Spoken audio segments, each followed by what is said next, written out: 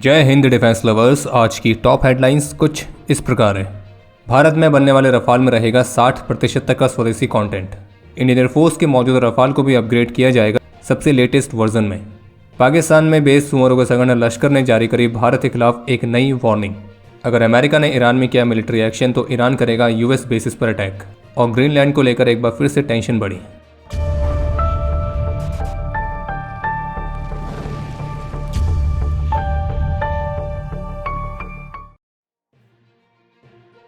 तो जैसे कि पिछले अपडेट में हमने आपको ANI की उस रिपोर्ट के बारे में बताया था जिसमें ये जानकारी दी गई है कि 114 रफाल फाइटर्स वाला जो प्रस्ताव है उसे इसी सप्ताह रक्षा मंत्रालय की हाई लेवल मीटिंग में रखा जाएगा। और रिपोर्ट में भी मेंशन किया गया था कि जो पूरी परियोजना है तो इसकी कीमत लगभग 3.25 लाख करोड़ रुपीस तक होने वाली है, जिसके तहत करीब 12 से 18 fighters directly fly away conditions के तहत लिए जाएंगे और बाकी के फाइटर्स भारत में ही मैन्युफैक्चर होंगे, लेकिन उनमें जो स्वदेशी कंटेंट रहेगा वो केवल 30% तक रहेगा।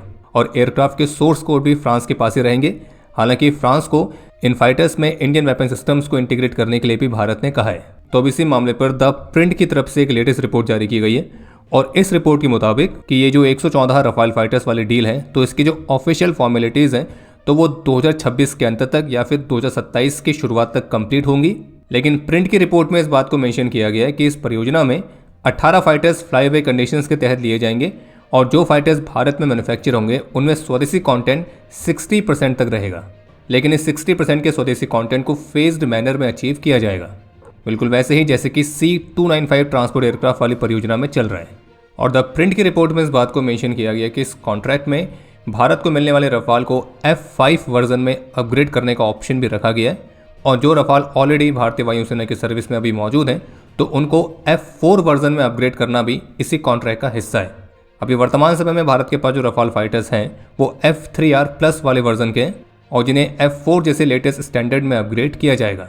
और ये F4 वाला जो स्टैंडर्ड है उसमें मुख्य रूप से रफाल फाइटर की कनेक्टिविटी को इम्प्रूव करने पर फोकस किया गया है। बाकी इस परियोजना की जो फाइनल कॉस्टिंग है और जो अदर डिटेल्स हैं तो एक बार इस परियोजना के लिए AU1 अप्रूव होने के बाद उस पर औपचारिक रूप से काम किया जाएगा।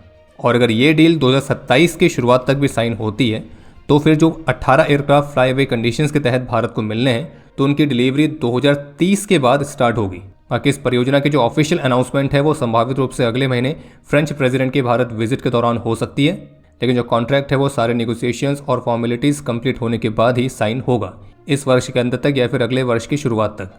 बाकी द प्रिंट की रिपोर्ट में इस बात को मेंशन किया गया है कि रफाल के लिए जो फाइनल असेंबली लाइन है तो वो डसॉल्ट रिलायंस एरोस्पेस लिमिटेड की नागपुर फैसिलिटी में आएगी।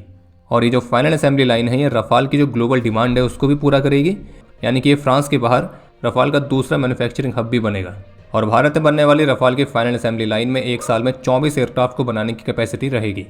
बाकी डसॉल्ट एविएशन रफाल के F4 वाले वर्जन को मैन्युफैक्चर कर रही है और भारत में जो रफाल मैन्युफैक्चर होंगे वो कुछ अपग्रेड्स के साथ होंगे और ये अपग्रेड वाले वर्जन F4 स्टार के नाम से जाने जाएंगे।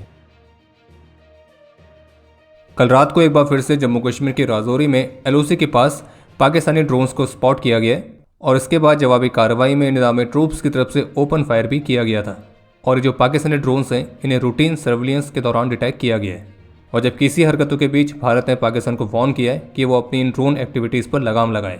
और जबकि अभी हाल ही में आर्मी चीफ ने इस बात को मेंशन किया था कि करीब 10 जनवरी को 6 से 7 ड्रोन्स देखे गए थे, वहीं 11 और 12 जनवरी की रात को भी 2 से 3 ड्रोन्स स्पॉट किए गए और इस मामले को भारत और पाकिस्तान की DGMO लेवल टॉक्स के दौरान उठाया गया था, जिसमें पाकिस्तान को इस तरह की गतिविधियों के खिलाफ एक्शंस लेने के लिए कहा गया है। और आर्मी चीफ के मुताबिक ये संभावित रूप से डिफेंसिव ड्रोन्स थे और जिसके माध्यम से पाकिस्तान ये देखना चाह रहा था कि हमने उनके खिलाफ कोई एक्शंस को प्लान कर रखा है या नहीं। और इस बात से भी इनकार नहीं किया जा सकता है कि वो इस बात को भी चेक करना चाह रहे हैं कि हमारे डिप्लॉयमेंट में कहाँ कहाँ पर गैप है ताकि वहाँ से वो आतंकियों को पुश करा सकें। लेकिन आर्मी चीफ ने स्पष्ट किया है कि हमने कोई भी गैप नहीं छोड़े। और बाकी अभी जो राजौरी के पास पाकिस्तानी ड्रोन स्पॉट किए गए थे तो वहाँ के जो लोकल रेजिडेंट्स हैं तो उनका कहना था कि आर्मी और सिविलियंस जो कि बॉर्डर एरिया के पास हैं तो वो काफ़ी ज़्यादा सक्रिय हैं, विशेष रूप से हाल के दिनों में पाकिस्तानी ड्रोन्स के स्पॉट होने के बाद से। और वहाँ के स्थानीय लोगों का कहना है कि हम भारतीय सेना के साथ खड़े हैं और जिस भी तरीके से हो सकेगा हम उनको फुल सपोर्ट देंगे। पाकिस्तान बेस्ड सुमरों के संगठन लश्कर ने एक बार फिर से भारत में और विशेष रूप से जम्मू कश्मीर में हिंसक जिहाद को छेड़ने की अपनी प्रतिबद्धता को दोहराया है। और लश्कर का एक सीनियर कमांडर सार्वजनिक रूप से भारत के लोगों के खिलाफ मास वायलेंस करने की धमकी देता हुआ दिखा है। और इसकी जो वीडियो सामने आई है ये POJK से आई है, जहाँ पे एक इवेंट हुआ था और उस इवेंट में संगठन के कुछ प्रमुख सुअर इकट्ठा हुए थे, जिसमें से एक है अबू मूसा कश्मीरी, और जो ये दावा करता हुआ दिखा है कि कश्मीर का जो मुद्दा है वो केवल जिहाद के माध्यम से ही रिजॉल्व हो सकता है। और उसकी जो हाईली प्रोवोकेटिव वीडियो है सोशल मीडिया पर काफ़ी ज़्यादा वायरल की जा रही है। और इसी स्पीच में उसने आगे ये भी दावा किया है कि उसने व्यक्तिगत रूप से अपने इस विचार को पाकिस्तान के प्रधानमंत्री शहबाज शरीफ और उनके कुछ अन्य सीनियर मिनिस्टर्स को भी बताए हैं। और जबकि मीडिया रिपोर्ट्स के मुताबिक, जिनमें इंटेलिजेंस एजेंसीज के हवाले से बताया गया है कि यही सुअर जिसका नाम है अबू मूसा कश्मीरी, तो उसने इसी तरह के कुछ भड़काने वाले बयान पहलगाम हमले से पहले भी दिए थे। और इसी वजह से उसकी इस वाली वीडियो को भी अब केवल एक स्पीच की तरह नहीं लिया जा रहा है, जबकि इसे भारत के खिलाफ किसी संभावित आतंकी साजिश के एक सिग्नल के तौर पर भी लिया जा रहा है। और रिपोर्ट्स के मुताबिक इसका टेक्निकल एनालिसिस, लोकेशन वेरिफिकेशन और नेटवर्क ट्रैकिंग ये सभी इनिशिएट हो चुका है। और माना जा रहा है कि उसने जिस तरह की स्पीच दी है उसके माध्यम से उसका मेन पर्पस है युवाओं को भड़काना और एक बार फिर से क्रॉस बॉर्डर टेररिज्म को बढ़ावा देना। और जिस तरह की स्पीच ये सुअर देता हुआ दिख रहा है, तो उसको देखकर ऐसा लग रहा है कि शायद इसे कुछ ज़्यादा ही जल्दी है अज्ञात बंदूकधारियों से मिलने की। और इस वाली स्पीच में लश्कर के सुअर ने विशेष रूप से भारत में हिंदू रिलीजन के लोगों को ही टारगेट किया है और उनके ही खिलाफ उसने स्पेशल वार्निंग जारी करी है, और जिसके माध्यम से वो एक नया ही फ्रंट खोलने का प्रयास कर रहा है। और इसलिए उनका एक ऑब्जेक्टिव ये भी है कि भारत में सांप्रदायिक हिंसा बढ़े। और जिस तरह से उसने क्लेम किया है कि उसने अपने एक भड़काने वाले विचार पाकिस्तान के प्रधानमंत्री और उनके कुछ सीनियर मिनिस्टर्स को व्यक्तिगत रूप से बताए भी हैं, तो ये एक बार फिर से दिखाता कि कैसे जो आतंकवाद है वो पाकिस्तानी गवर्नमेंट की स्टेट पॉलिसी है। ईरान में जो एंटी गवर्नमेंट प्रोटेस्ट चल रहा है तो वो काफ़ी ज़्यादा इंटेंस हो चुका है। और इसी बीच भारत ने भी सभी भारतीय नागरिकों के लिए ईरान को छोड़ने के लिए एडवाइजरी जारी करी है। और सभी भारतीय नागरिकों को ये भी कहा गया है कि ट्रैवल करते समय उनके पास उनके सभी इमिग्रेशन और ट्रैवल डॉक्यूमेंट्स होने चाहिए, पासपोर्ट्स, IDs ये उपलब्ध रहें। और इस मामले पर किसी भी मदद के लिए इंडियन एम्बेसी को कांटेक्ट करें। और जो प्रोटेस्ट वाले क्षेत्र हैं उन क्षेत्रों को जाना अवॉइड करें। और जबकि ईरान के प्रोटेस्ट को लेकर प्रेसिडेंट ट्रंप की तरफ से एक स्टेटमेंट आई है, जिसमें वो ये कहते हुए दिखे कि मैं सभी ईरानियन देशभक्तों से कहना चाहता हूँ कि आप प्रोटेस्ट करते रहें, अगर संभव हो सके तो अपने इंस्टीट्यूशंस को टेक ओवर करें, और बाकी आपके लिए जो मदद है वो आ रही है। हालांकि उन्होंने ये डिस्क्राइब नहीं किया है कि ये मदद किस फॉर्म में आ रही है और कहाँ से आ रही है।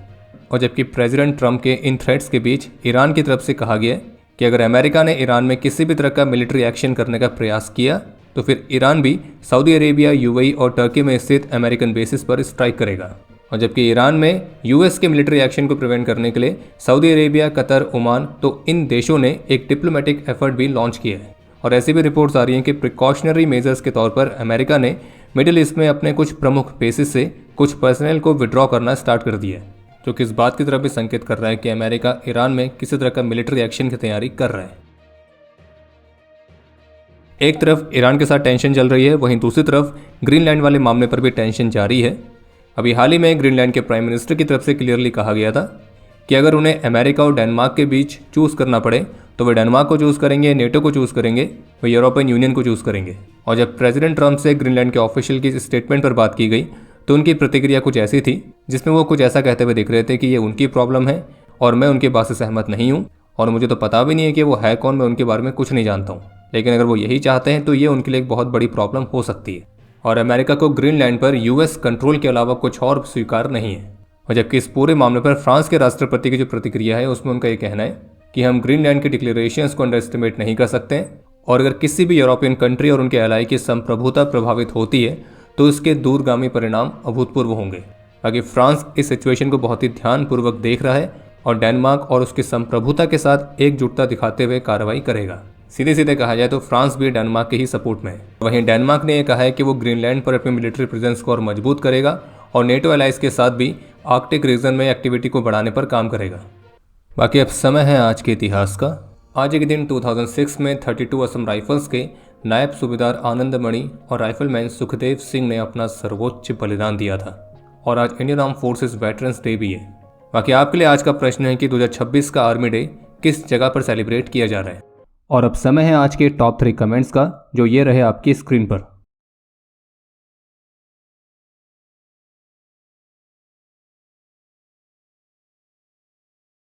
उम्मीद है आपको आज का एपिसोड पसंद आया होगा। पसंद आया तो वीडियो को लाइक करना ना भूलें। आपके कोई भी सुझाव या सवाल हो तो उसके लिए कमेंट सेक्शन ओपन है। और अगर आप डिफेंस रिलेटेड और भी एक्सक्लूसिव कंटेंट में दिलचस्पी रखते हैं तो आज ही प्ले स्टोर से डिफेंस स्क्वाड की सुपर ऐप को डाउनलोड करना ना भूलें। और अगर आप चैनल पर पहली बार आए हैं तो squadron.in पे जाके हमारे नए डिज़ाइंस को भी चेकआउट जरूर करें। बाकी जल्द मिलेंगे नए एपिसोड के साथ, तब तक के लिए जय हिंद, जय भारत।